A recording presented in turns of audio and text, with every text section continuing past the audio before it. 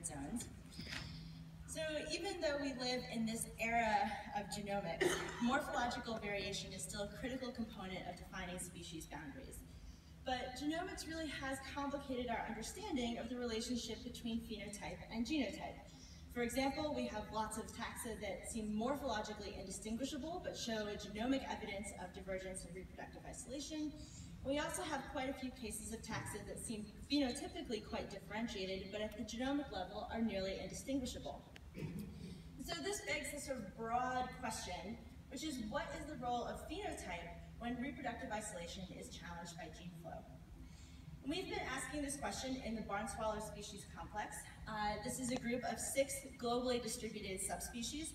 It's a very recent radiation, but the different subspecies are quite phenotypically differentiated from each other. And it has a really interesting biogeographic history. Barn swallows arose in Africa. They then expanded their range into Europe and Asia, here splitting via a vicariance event.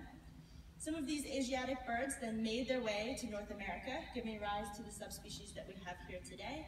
And then about 10,000 years ago, some of these North American birds were able to back colonize the Baikal region of central Siberia, giving rise to this Tytleri subspecies and creating a scenario where we can ask how phenotypic differentiation contributes to reproductive isolation in the context of secondary contact.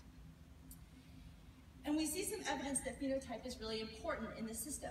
A recent study of 8 allopatric populations found that although overall genome-wide divergence is extremely shallow in this group, a large proportion of the variance in genome-wide FST can be explained by phenotypic divergence even when you control for a pattern of isolation by distance.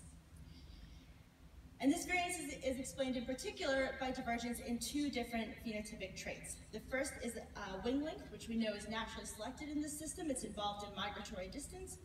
And the second trait is ventral coloration, which we know is sexually selected in many populations and is the target of mate choice.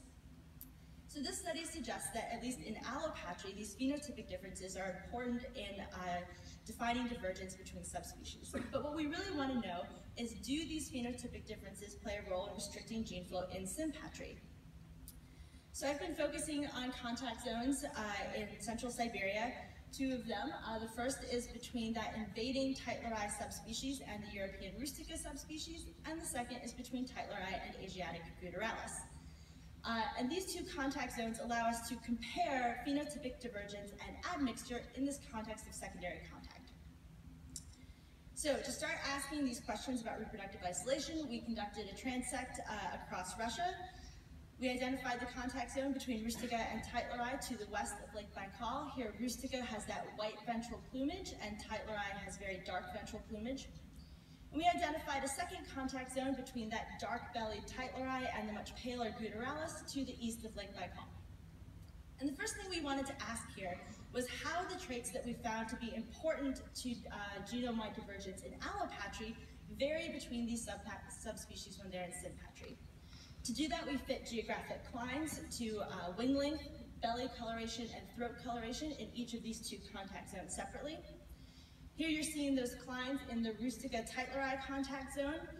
These shaded regions are the 95% credible regions, and the x-axis is showing distance from our first sampling point. And what I want to highlight here is that we see very narrow clines in each of these 3 phenotypic traits, and the centers of those clines are generally coincident with each other.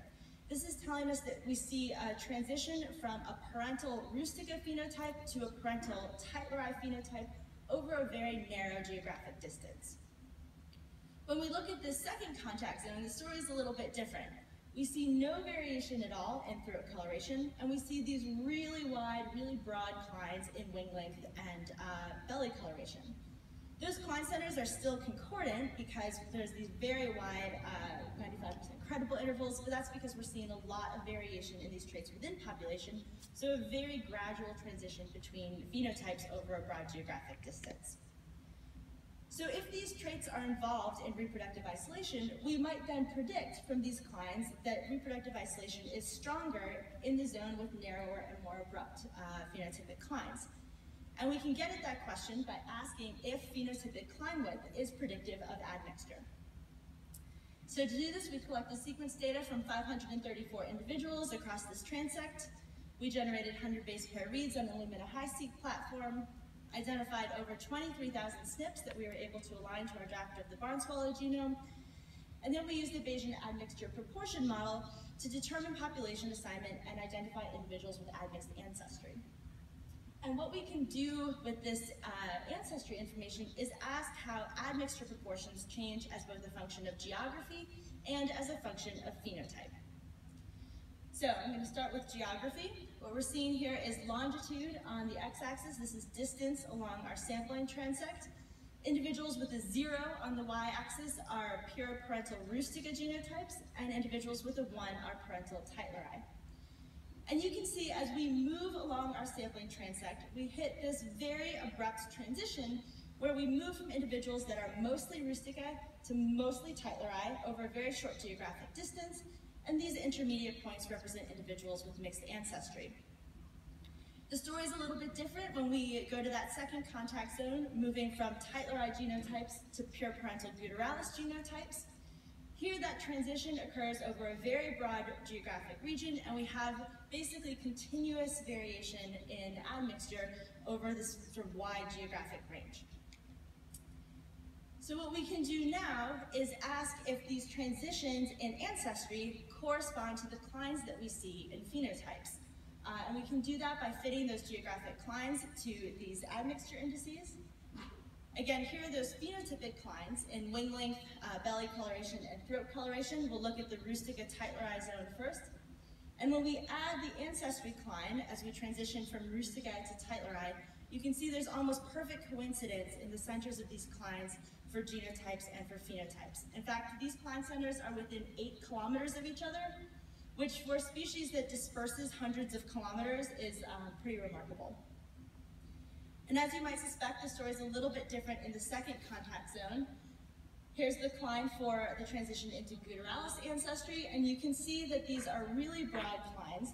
The centers are still coincident, but because we see so much variation within populations in both phenotype and genotype, those declines are coincident within about 250 kilometers. So this pattern suggests to us that there is stronger reproductive isolation in the contact zone with narrower phenotypic declines. But when we're talking about admixture, particularly reproductive isolation, we want to know if the admixture is extant or historic. Are these cases of old hybridization and good and currently reproductively isolated subspecies, or is reproductive isolation here being constantly challenged by gene flow? So one way to do that is to compare a hybrid index at a subset of differentiated loci to measures of heterozygosity and use those comparisons to assign individuals to hybrid classes. This is what that looks like. Here, Rustica Tytleri is on the left, Tytleri Guteralis on the right. Individuals with intermediate hybrid indices and high heterozygosities are F1s. Individuals with intermediate hybrid indices and lower heterozygosities are F2. Individuals with higher or lower hybrid indices are back crosses, and of course a 0 or a 1 hybrid index means 0 parental. And we can pick out a couple patterns from these plots. First, we see F1s and later generation hybrids in both contact zones, so both sets of parentals are interbreeding with each other, but we see proportionately more of those earlier generation hybrids in the Tytleri Guteralis contact zone. However, we also see back crosses in both contact zones, suggesting gene flow between parental subspecies. And together what this pattern is telling us is that even though there's likely to be ongoing gene flow in both contact zones, there's less gene flow in those zones with narrower phenotypic declines. So this is a cool pattern. We see that in these two subspecies pairs, there seems to be different strengths of reproductive isolation.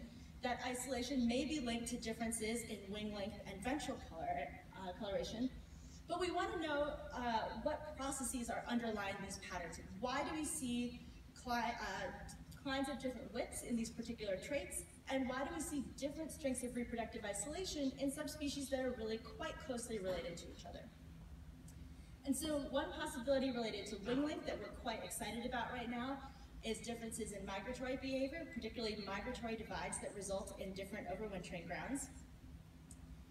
So a very handy feature of many birds, including barn swallows, is that even though we catch them on their breeding grounds, they grow their feathers during the winter. And that means that those feathers retain the stable isotope signatures of the locations where they were grown. Now, if we look at isotope ratios in feathers, in this case we're going to be looking at carbon, We can't necessarily pinpoint exactly where on a map those feathers were grown, but if we see really big differences in isotope ratios between different populations, this might be suggestive of those populations overwintering in different geographic regions.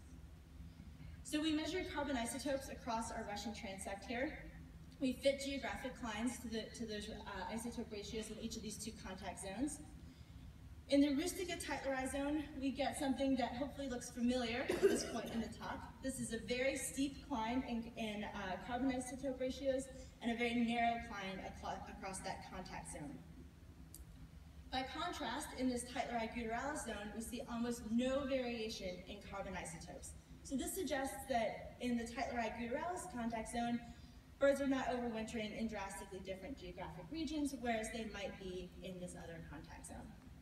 And when we overlay that cline in carbon ratio with the clines that we see in wing length and in genomic ancestry, we see perfect coincidence between all three clines, which suggests that these clines that we're observing in wing length and in genomic ancestry seem to coincide with differences in wintering grounds. And we're particularly excited about this possibility of a migratory divide because this pattern isn't restricted just to this contact zone in Russia.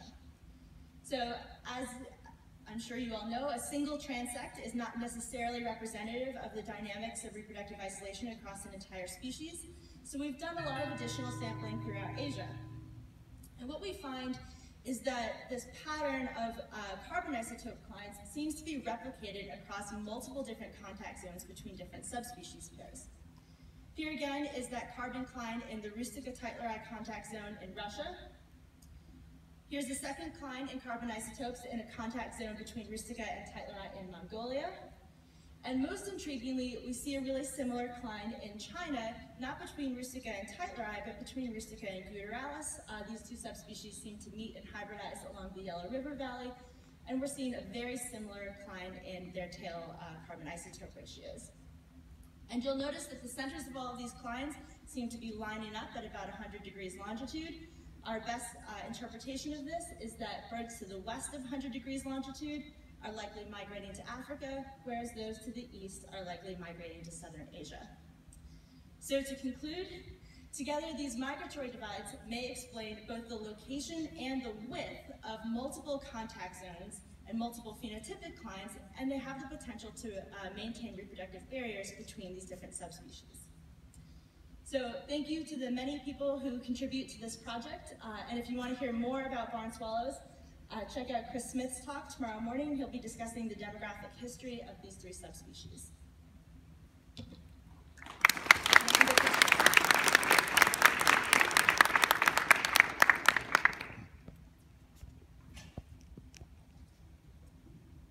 Yes? Do your hybrid analyses have a priori expectations for what the parentals are? They do not. Okay, cool. Yes? Do you have SNPs in loci that have been identified from other birds as candidates for plumage? Not so far. So one of the tricky things about the plumage color in barn swallows is that it's a combination of two different melanin pigments and it's very quantitative. So we, some of the other talks here have found these amazing underlying genomic regions, which we have not, but we're still digging.